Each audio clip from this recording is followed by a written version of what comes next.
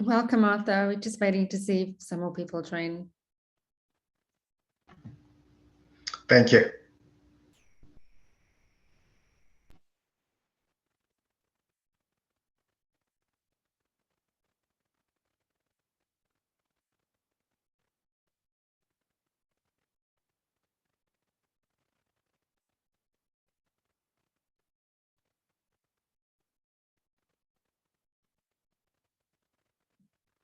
Maybe in 2 minutes time, I'll start, even if we're a small group, just so that we can stick to the time.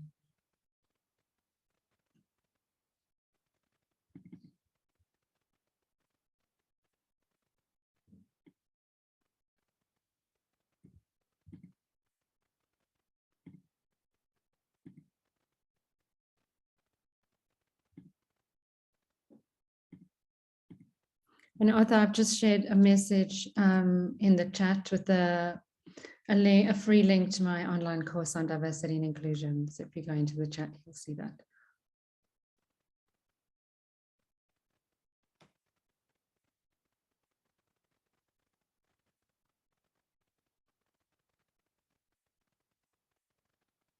Okay, I think I'll start.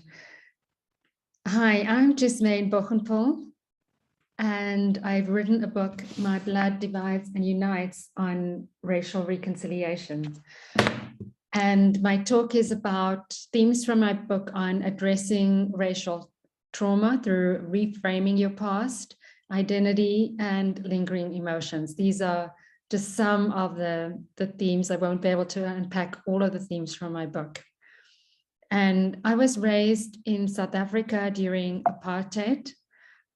Apartheid was a system whereby different racial groups lived in separate communities and attended separate schools. And this was legislated as law from 1948 to 1994. The different racial groups were white, Black, Indian, and historically mixed race. I'm from the historically mixed race group, and this was classified as a separate racial category. People of color were marginalized heavily under this system. And I grew up in a poor community called Westbury in Johannesburg in South Africa. This is a picture of the house we lived in. And this is a picture of myself with my identical twin sister, Julianne, and my brother, Kent, our younger brother. And the community was poor and dealt with, and is still dealing today with issues of crime, lots of substance abuse, of alcohol, of drugs, and there's also violence instigated by gangs that operate in the community. And growing up was hard for various reasons, and one aspect in my family is my dad. His name is Johnny. This is a picture of myself and my father at my book launch. This was the December 2018. And my dad, when I was 4 years old, he worked in Namibia, a country on the border of South Africa. And there is the Namib Desert, which is very hot. I have a picture of the desert where he worked as a construction carpenter on a contract for a construction firm. And when he was returning home to our family, he started on the train, he realized that he was hearing voices and that those voices were imaginary. And that was my dad's first nervous breakdown. And he then had a series of stays in mental institutions, on and off. So life was hard for our family. In a sense, I felt I lost my dad growing up, because he then had to take medication that made him sleepy and drowsy. And so while he couldn't financially provide for our family, emotionally, he also was very tired and couldn't really play with us and be present.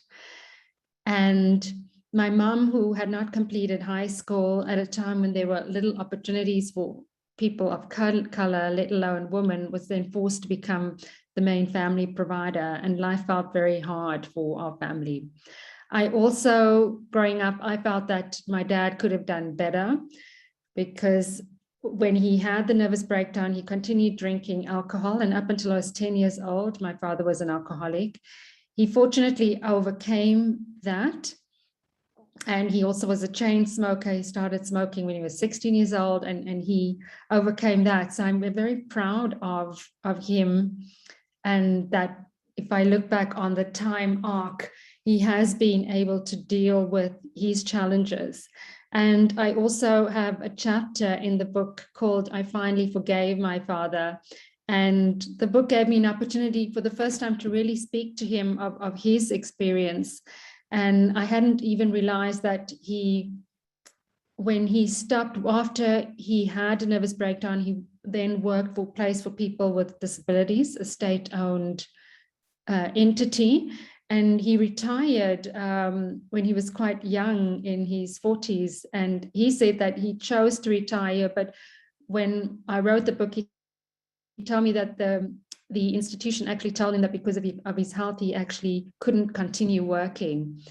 And I developed empathy for his circumstances, that he was raised within the backdrop of apartheid, and his mom had not told him who his dad is. My grandfather is unknown to me to this day. And he said he used to drink to have the courage to ask his mom, my late grandmother, who his father was. And I realized that within the confines and hardships of apartheid, he had his own challenges. And my message, and I forgave my dad, and I love my father dearly. And the message of my book is, within dealing with any trauma, having room to forgive.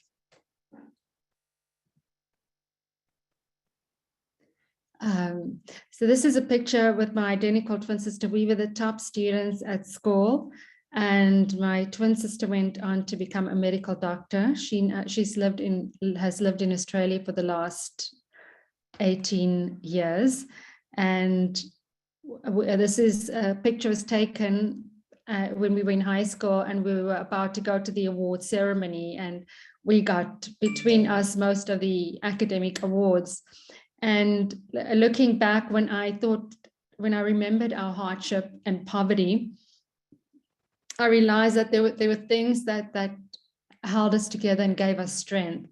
One was the church we attended.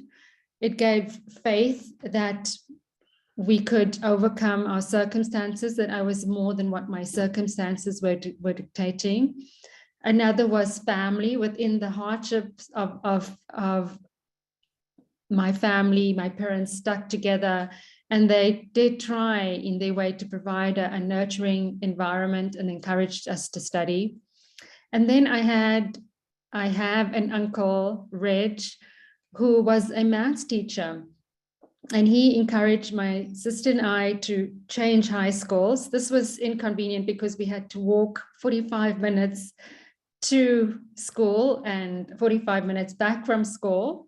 But the high school that we were moving to had more students who were on an academic stream with maths and science. So there would be more attention given to us, while it was still in not a good neighborhood. It was a relatively better neighborhood to the ones where we were living in and where we were attending high school. And my uncle also took us for extra maths lessons, and that gave us the grades that we needed to get into university. So when at the time I felt sorry for myself that we were so poor. But when I look back, I realized with gratitude that there were key things that we had that helped us be resilient and get through. And moving forward, I had the privilege of studying at Harvard, doing my master's in public administration in 2012 and 2013. I also worked for the World Economic Forum in Switzerland as the head of business engagement for Africa for 4 years. And I've now traveled to 70 countries around the world. And I'm also a co-managing partner of AIH Capital, a Black woman-owned and managed private equity company in South Africa. And I realized that despite my humble upbringing, there were things that I was able to accomplish. And I hope that the message of my book also encourages people who come from similar communities around the world, and especially in emerging markets and in markets like America, where there are minorities who have to struggle with systemic injustice, that while things can be tough, one can overcome. On my book, I also wrote it to share the story of marginalized communities and to share the story of the historically mixed race community that I'm from. And in addition to my voice, I've brought in voices from around the world, especially of people who come from communities that have been oppressed, especially through systemic oppression, where the system has treated them unfairly. And the stories range from a friend of mine and fellow young global leader of the World Economic Forum, Chering, who is from Nepal and is of Tibetan descent of the Yalmo people, who are terribly discriminated in Nepal. And he feels that you can still bring people together to solve the social challenges across the country, despite the oppression that his community has had to endure. I also interview a fellow Harvard classmate, Susan Ellen Reed. She is African-American, and she lived in South Africa as well for over 10 years. And she shares her story of dealing with racism in America. There is Lara Satrakian, who is American and also Armenian, and recalls how her family went through the Armenian genocide. And when she went back to Turkey, she realized that it wasn't everyone who attacked her family and her people. So those are some of the stories that I bring into my book. And the first chapter of my book is called I Am What? And being historically mixed race, I really had to grapple with my identity and the contradictions. There's mystery in my blood, and there's contradictions. The contradictions is that there is the settlers who came from Holland and Britain, and there is the indigenous Khoisan tribe in South Africa, and then there were slaves brought from Indonesia, Madagascar, Sri Lanka, and other lands by the Dutch to man the trading post. And within that racial mixing, some consensual and some non-consensual, there was shame, and it was not really discussed in our country and not taught at all in schools. So there was always this mystery in what is piercing the veil to my ancestry. And then there are the contradictions, the white and black, the slave master and slave. And doing my DNA test through the New York genetic company 23andMe was such a treasure, knowing that I'm not just hearsay comprised of this and that, but now in percentages, it kind of gave more legitimacy to my blood. And this is a graph setting out my ancestry. I'm 38% European, 25% Indian, 28% African, and 7% East Asian. And given that mixture, I came to a point of appreciating the diverse mosaic of my blood, accepting it, and also, while not condoning any actions of my ancestors who oppressed my other ancestors, deciding to forgive and to not deny any of my bloodline. And that goes back to the cover of my book. So it is a picture of the world map as my blood spans the world, and the world map is made up of blood cells. And then there is a twofold message that the blood of humankind is also one blood. And as humanity, we should come back to that recognition to come together in humanity and not in indifference. Another, maybe before moving on to reframing, in identity, I also talk about the importance of identity being personal. So we need to accept how different people define their identities, even if we might find it strange, because people have a right to, identity is subjective, and people have a right to craft and define their own identity. And also identity is dynamic. As we have different life experiences and reflections, and as we interact with the world, we reshape how we define ourselves. Another theme is on reframing, and I talk about how we can intentionally craft the scripts of our lives in a way that acknowledges the past pain and shame, but does it in a way that can move us forward in hope. And I remember visiting, this is a picture of the slave lodge in South Africa, in Cape Town, where my ancestors would have been housed. And I felt very emotionally triggered when I visited the slave lodge. And I felt stuck in the cruelty that my slave ancestors endured. And I had to be intentional about how do I reframe the story in a way that makes me unstuck and that does move me forward in hope. And I reflected that my slave ancestors came from G20 countries like Indonesia and India, countries that have a deep and rich cultural heritage that I can be proud of. My slave ancestors have placed their mark on the culture and fabric of South Africa today. So in a sense, their legacy and their imprint has survived and is very much a part of South Africa, the food, the music, the dance and song and more. And I thought of my Khoisan ancestors whose clicking sounds in the language is of the first clicking sounds in mankind.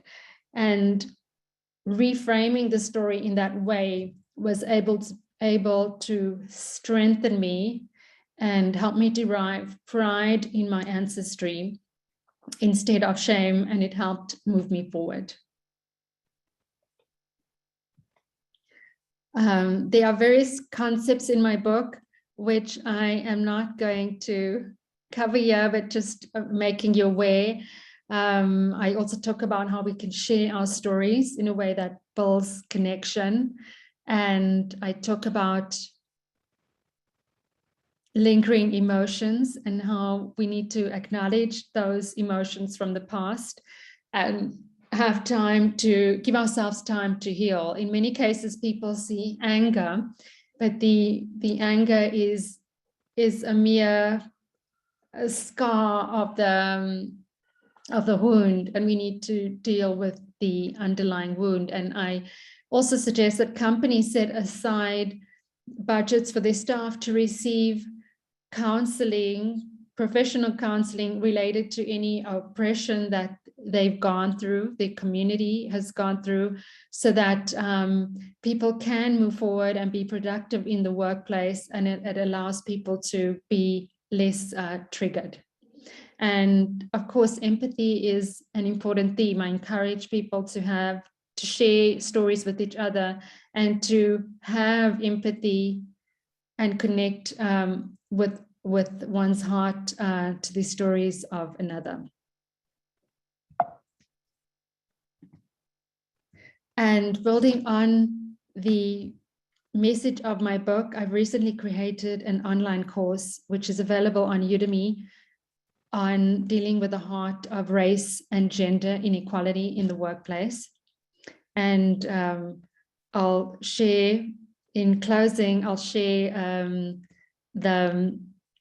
a quick video clip which shares about the course. Hi. Are you able to see? Let me just enlarge this. I'm Jesmane Boggenpoel, and I was raised in South Africa during our dark years of apartheid. I faced the double discrimination of being a woman and a person of color. I fortunately reframed my story by transforming my pain into healing and reconciliation. My life experiences and insights gained from my book tour was brought to bear on this. I've created an online course on diversity and inclusion in the workplace with a focus on race and gender. I aim to give you a framework for introspection and the tools to embrace and thrive in a diverse workplace. I include captivating video lectures, reflection exercises, and animated videos to illustrate everyday workplace situations. I have also included interviews with global thought leaders on the topic. My book on racial reconciliation, healing and inclusion. Sorry, I thought that you were able to see the video, and I've just been told that you can't see it. So I'll stop the share, but I'll put a link to the video clip in the chat. While I'm doing that, is there any questions or any comments?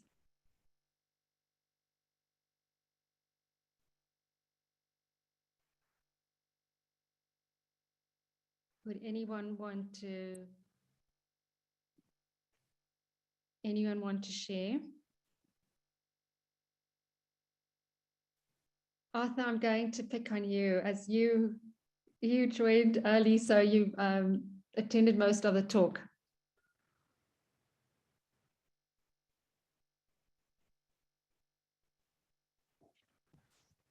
Okay, I won't. Well, I was having lunch as I listened to you. So, can you hear me? Yes, I can hear you perfectly. Yeah, I think this was a great presentation. Just kind of looking for ways of how to impact in our respective organizations that we work in, and looking to I think more than anything, bring more awareness, in terms of experiences people have had, whether be it a person of color or a female, and making sure that the process or the different challenges that we all face and come through, we are figuring out a way of ensuring that not only are we recognizing things have happened in the past and they have an impact on us, but we're also finding ways of building on building structures that essentially can help straighten out some of those things. And so I think this was great, and You know, just hearing your story growing up and just you know, fighting to find that identity. So thank you for sharing. Oh, great. Thank you so much, Arthur. And where are you from? So I'm originally from Uganda, but I work with PNC. Okay, great. Yeah, Thank you so much. thanks. Is there anyone would like to share?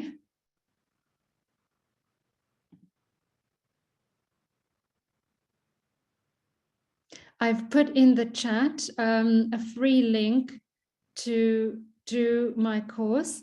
And if you register this month of September, you'll be able to register using the free link. But once you register, you can do the course on Udemy at any stage over your lifetime. So there's no time restriction on when the course needs to be completed by.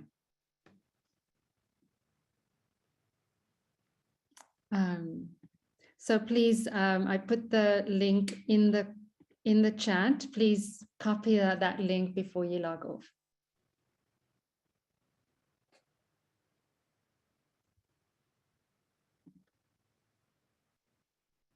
And thank you for the opportunity to share with you. My book, My Blood Divides and Unites, is available on Amazon in paperback or on Kindle as an ebook.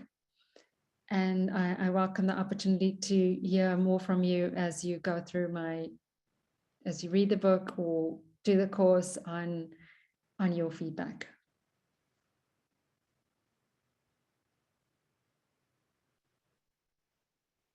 Thank you everyone for attending. Thank you.